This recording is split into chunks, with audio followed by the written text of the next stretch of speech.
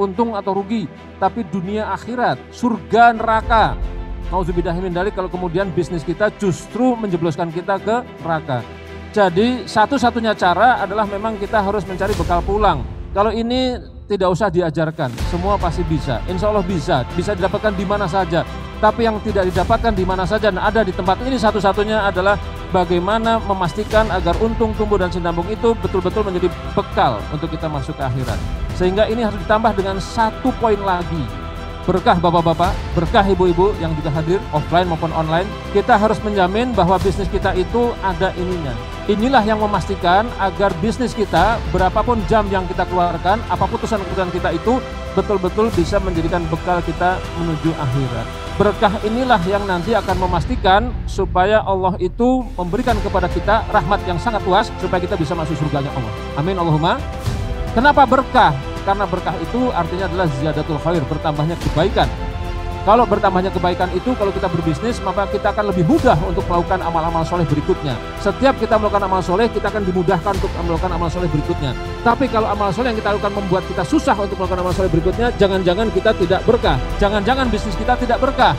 Maka hari ini dan juga besok kita akan pastikan, semoga setelah ini kita memastikan bisnis kita berkah. Karena itu Bapak Ibu sekalian, pastikan supaya berkah ini mulai hari ini kita menggunakan jargon seperti ini: bisnis, ngaji, dan dakwah.